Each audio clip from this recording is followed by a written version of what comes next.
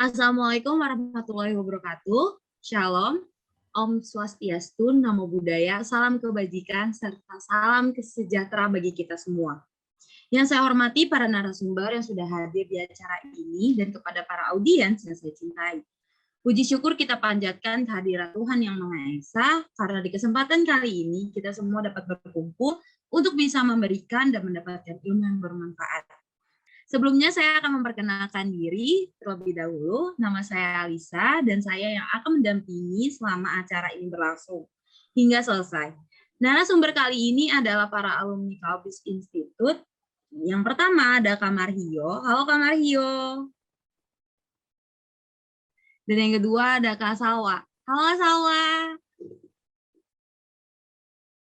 Mereka yang akan membagikan pengalaman serta tips dan trik dalam mengatasi munculnya rasa malas belajar di era belajar online selama ini.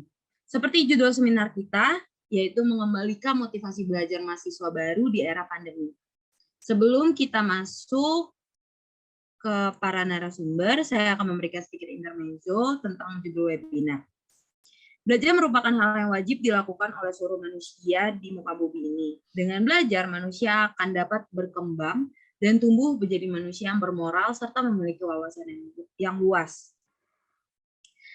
Seperti yang kita tahu, DKI Jakarta adalah salah satu ibu kota yang telah mengeluarkan program wajib belajar 12 tahun dengan mensubsidi biaya sekolah, sehingga para warganya sudah tidak perlu memikirkan biaya yang harus dikeluarkan. Hal ini membuktikan bahwa belajar merupakan kewajiban yang harus didapatkan dan dilakukan oleh setiap orang.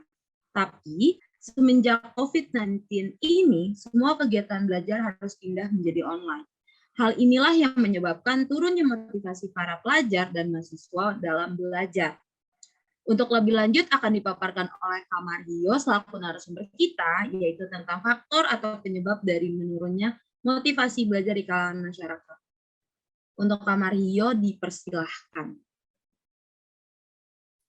Oke, sebelumnya gue izin share screen dulu ya sebentar.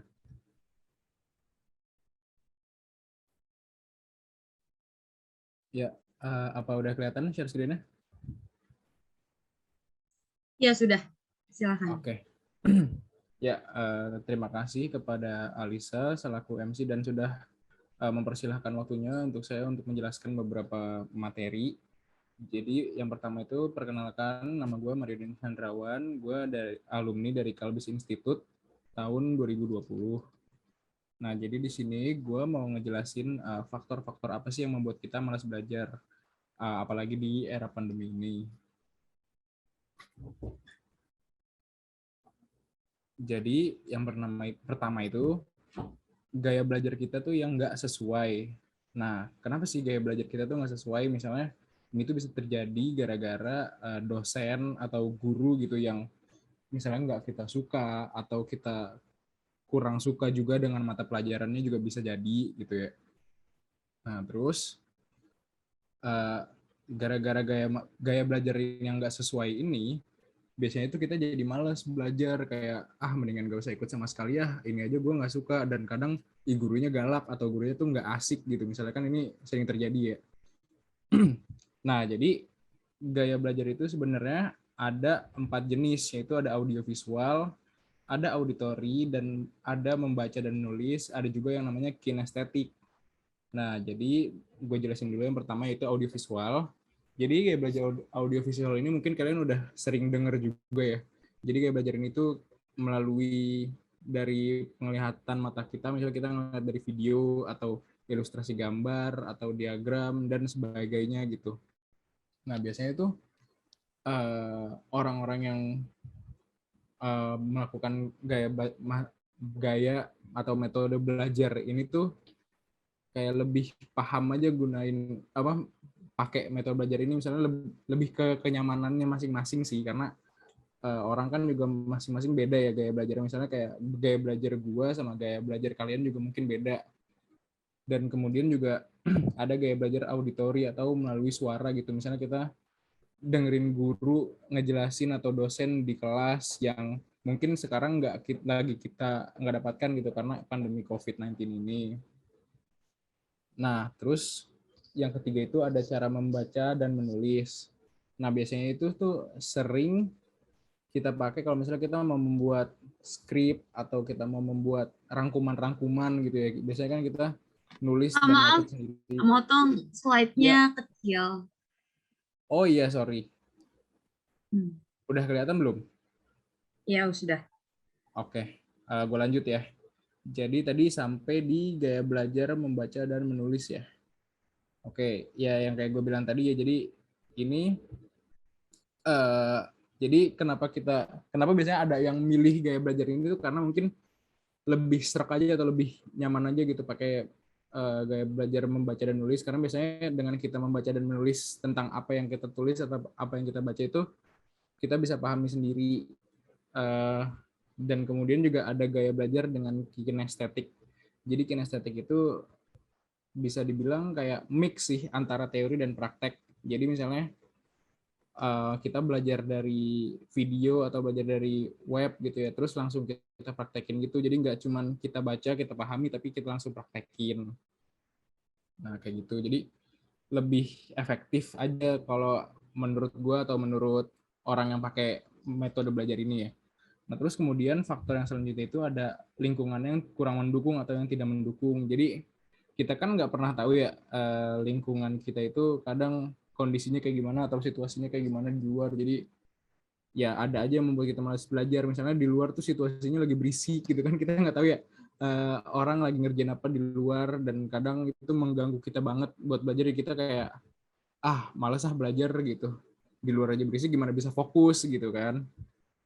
Nah terus juga orang tua tuh harusnya paham sih akan kayak gini. Kadang kan orang tua kita juga kayak kamu alasan aja biar nggak belajar, kan biasanya kayak gitu ya kadang orang tua kan.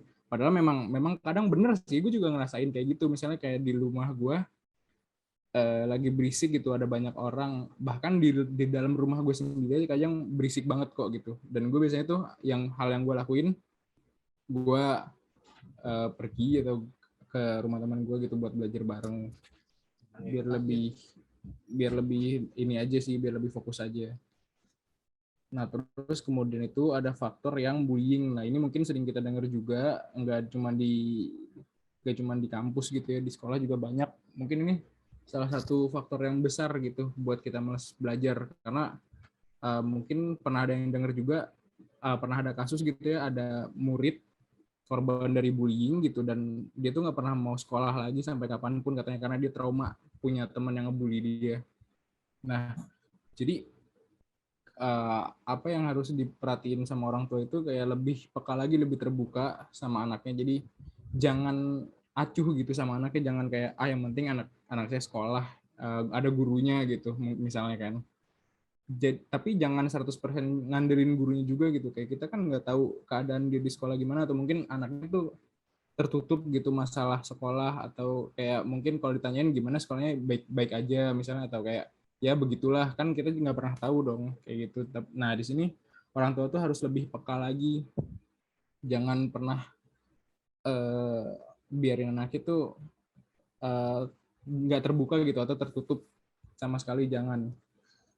Nah yang terakhir itu yang keempat, ada juga gangguan dalam emosi. Nah ini biasanya sih faktor yang lumayan, mungkin kita juga ngerasain sih, kayak gangguan emosi ini kan bisa aja dari tugas yang numpuk, terus juga banyak deadline yang harus kita kerjain gitu kan. Nah biasanya deadline-nya sih berdekatan gitu ya, mahasiswa tau lah. Nah terus gimana sih cara kita tuh kayak ngatasinnya? Mungkin kalau dari gua biasanya kayak gini, kalau misalnya ada tugas gitu, jangan terlalu kayak dipikirin banget gitu loh, kayak jangan apa ya, jangan panik gitu lah, biasa aja tapi dikerjain sih tetap, cuman jangan mepet-mepet banget gitu. Contohnya aja kayak misalnya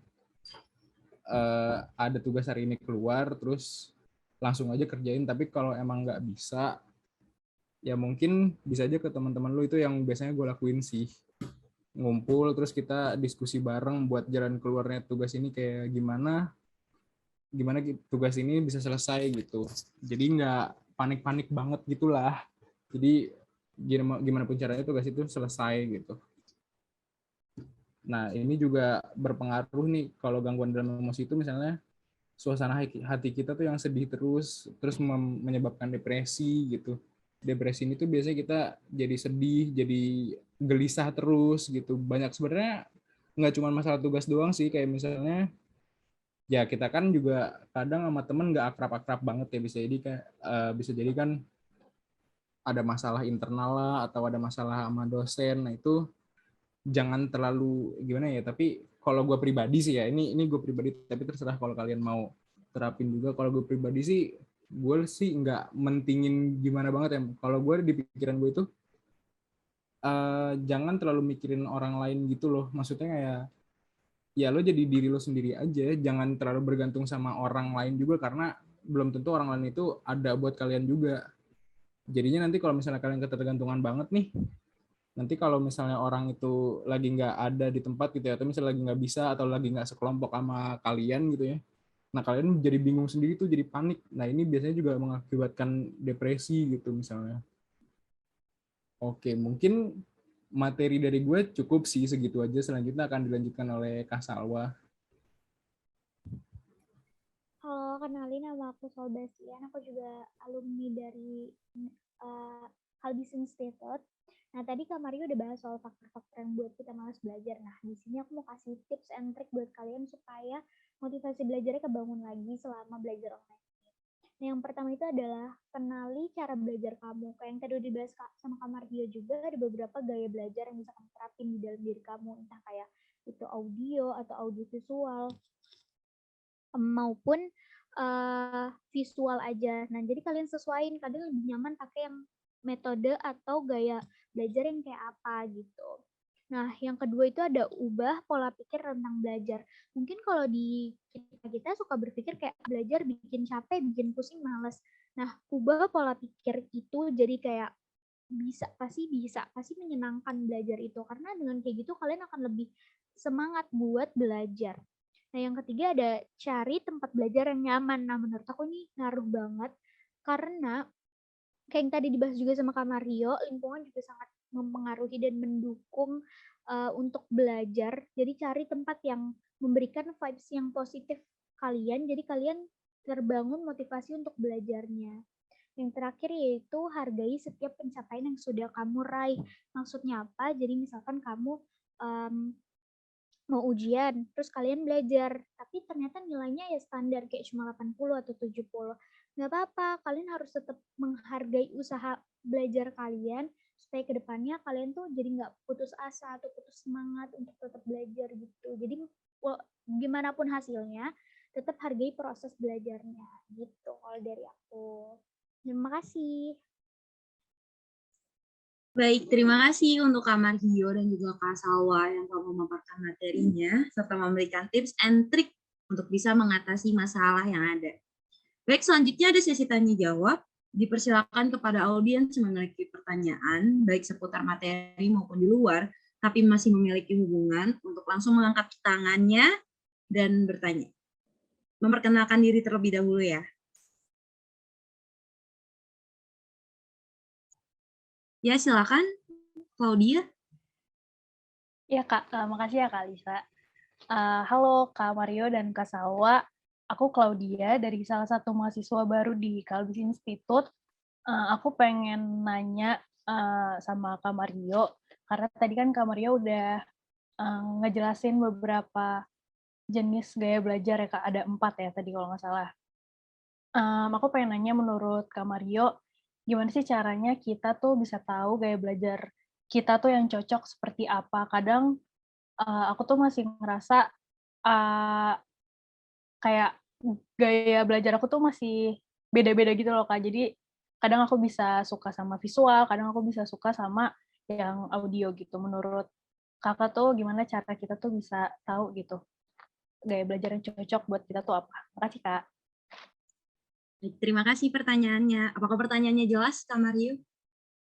Ya, oke, jelas. Langsung gue coba jawab aja ya.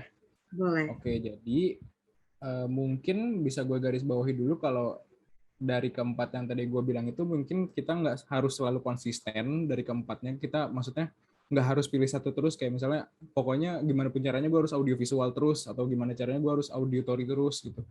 Kalau kayak gitu kita juga capek sendiri sih. Kalau misalnya kita udah pakai metode dari salah satu itu terus masih nggak works dan emang masih stuck terus, kita kan mau nggak mau harus ganti ya. Yang namanya juga kan kita harus cari dari kenyamanan kita sendiri gaya belajarnya dong. Kalau enggak bisa berdampak buruk, kayak malah nanti jadi gangguan emosi gitu kan. Nah, kalau gue sendiri sih, gue sendiri juga nggak yang konsisten dari 4 ini nih gue harus satu doang sih. Gue itu biasanya suka masih explore juga, kayak dari misalnya audiovisual gue coba, oh mungkin kalau audiovisual kurang cocok gue ke auditori, kalau masih nggak cocok juga gue ke baca dan menulis, kalaupun masih nggak cocok lagi gue ke kinestetik. Tapi biasanya sih gue dari explore keempat metode ini, misal gue lebih ke yang kinestetik. Kenapa? Karena kinestetik itu bisa ke, misalnya gue dari audiovisual gitu ya. Ini masih ada hubungannya sih, kayak misalnya kita nonton video YouTube gitu, tutorial membuat web atau membuat blog atau segala macam lah gitu ya.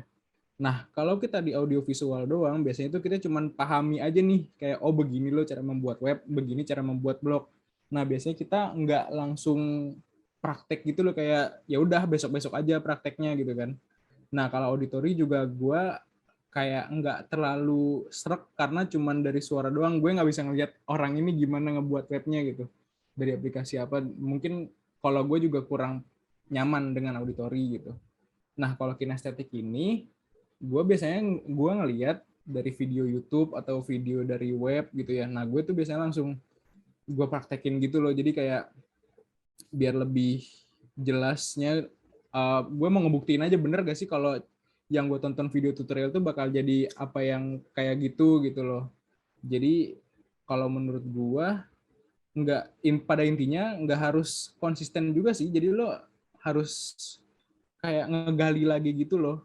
Kayak masih cari-carinya juga nggak masalah. Kayak yang tadi lo bilang kan, misalnya lo juga lagi audiovisual terus dari auditori masih pindah-pindah, itu sebenarnya nggak masalah, nggak apa-apa gitu. Kayak cari aja terus sampai lo nyaman, oh di sini nih gaya belajar yang cocok buat gue gitu. Dari gaya belajar ini misalnya gue bisa menghasilkan sesuatu, nggak masalah sih. Gue juga kayak gitu soalnya.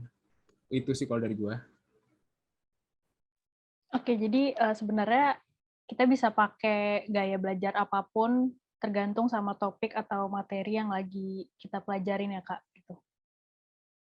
Ya, lebih ke apa sih, mood gitu ya, ke mood kita aja. Kadang kan mood kita juga berbeda-beda gitu kan tiap hari, kayak gue mau coba yang audiovisual lah, atau gue mau coba yang auditori gitu. Jadi nggak harus melulu kita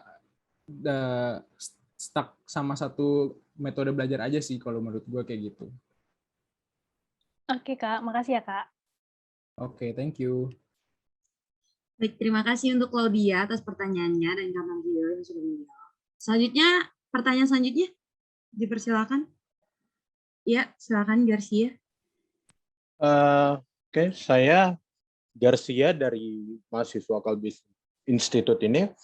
Saya mau nanya nih buat Kak Salwa nih, dari semua cara belajar yang efektif tadi sudah dikasih tahu, metode personal kakak apa yang direkomendasikan buat kita itu apa biar kita bisa belajar secara efektif gitu? Oke. Nah, kalau menurut pendapat aku pribadi, aku sangat mementingkan lingkungan yang nyaman saat untuk membangun motivasi belajar. Kenapa? Karena kalau lingkungannya nyaman, kita jadi lebih semangat juga nggak sih belajarnya? Dan setiap orang kan beda-beda ya. Nah, kalau aku lebih suka kayak belajar misalkan di outdoor kayak taman yang jadi yang luas, banyak hal yang aku lihat, terus udaranya juga segar, jadi bikin aku munculin ide-ide kreatif buat bisa belajar dan numbuhin motivasi belajar. Tapi setiap orang beda-beda gitu. Kalau aku pribadi gitu sih. Oke Kak, thank you buat jawabannya. Ya, sama. Terima kasih untuk Garcia dan Kak Salwa sudah menjawab. Selanjutnya, pertanyaan selanjutnya, apakah ada? Ya, silakan, Hansya. Baik. Nama saya Sadi Purnama. Saya ingin bertanya kepada Kak Mario. Seperti yang sudah dijelaskan Kak Mario tadi, bahwa ada 4 jenis gaya belajar, yaitu visual, auditori, tulis membaca, dan juga kinestetik. Nah, menurut pendapat personal saya ini orangnya orang dengan tipe belajar dengan gaya kinestetik, yaitu dengan melakukan praktek secara langsung. Tapi of course, sebelum ada dilakukannya praktik, pastinya ada teori dulu kan ya. Dan dari semua gaya belajar pasti ada keunggulan dan kelemahannya. Nah, pertanyaan saya untuk Kak Mario itu, sebagai anak dengan tipe belajar kinestetik itu, keunggulan dari gaya belajar tersebut itu apa, Kak? Ya, oke. Mungkin langsung gue coba jawab aja ya. Yang kayak tadi gue bilang juga, gue kan juga tipenya yang kinestetik gitu ya. Mungkin kalau dari kelebihannya sih jadi lebih